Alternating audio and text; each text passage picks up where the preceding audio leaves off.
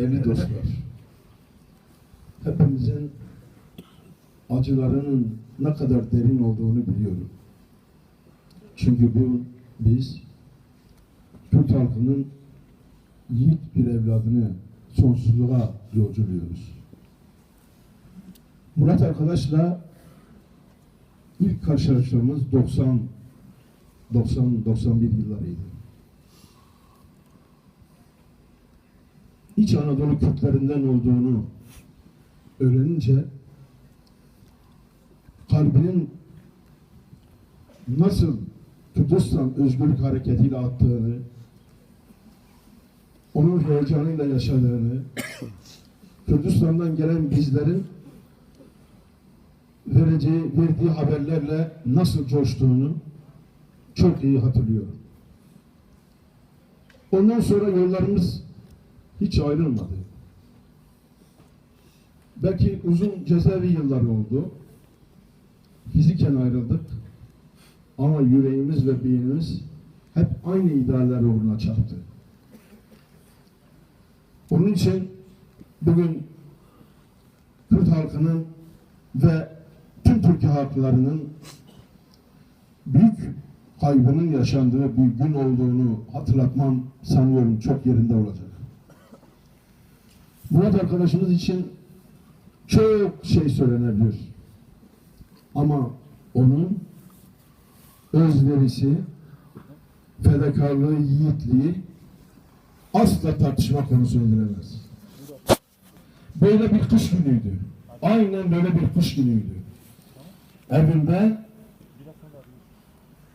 silahlı bir saldırıya uğradı. Kontrgerilla saldırısıydı bu. Bunu çok iyi biliyorduk.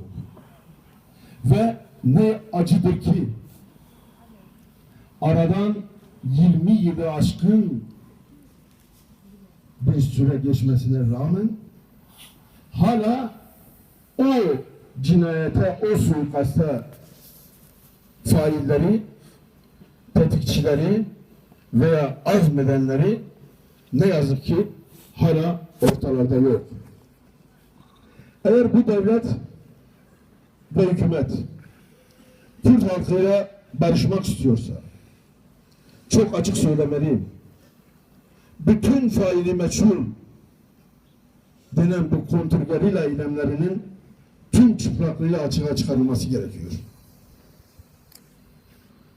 Bu sağlanmadan Kürt halkının yüreğiyle, beyniyle devletle barışacağını hiç kimse sanmamalıdır. Bugün onun bize bıraktığı bir miras var. Bakın resmi tören istemedi. Bunu iyi anlamak gerekiyor. Bu devletle henüz barışmadığımızın işaretidir. Evet, barış görüşmeleri belki yürütüyoruz. Ama hala barışmamışız. O vasiyetiyle son günde dahi, son nefesinde dahi bu yiğitliğini ve politik duruşunu koruyabildi. Hepimize örnek olması gereken bir davranıştır. En son, hatta benim ilk görüşmemde Sayın Öcalan'la Murat arkadaşımızın da hastalığı gündeme geldi. Çok duygulandı. Benden taraf dedi, şifa dileklerimi, iletimi aynen şöyle söyleyin. Murat arkadaşımız bugüne kadar özgürlük mücadelesi içerisinde birçok zorluğu aştı. Ben inanıyorum ki bu zorluğu da aşacak. Evet, aştı. Murat arkadaşımız kanseri yendi. Ölümü yendi. Murat arkadaş çünkü Kürdistan halkının özgürlük şehidi oldu.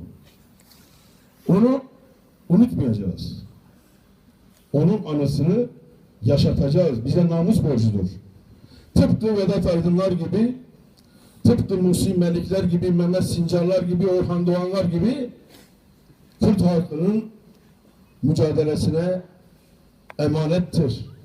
Onların anıları, onların amaçları mutlaka Türkiye halklarıyla kardeşlik temelinde birlikte özgürlük mücadelesini sonuna kadar yükselterek mutlaka bu hedeflere varılacaktır. Bundan hiç kimsenin şüphesi olmamalıdır. Değerli yoldaşıma sonsuzluğa giderken kendisinin anılarını yaşatacağımız sözünü veriyoruz. Uğurlar olsun diyoruz. Mekanın cennet olsun.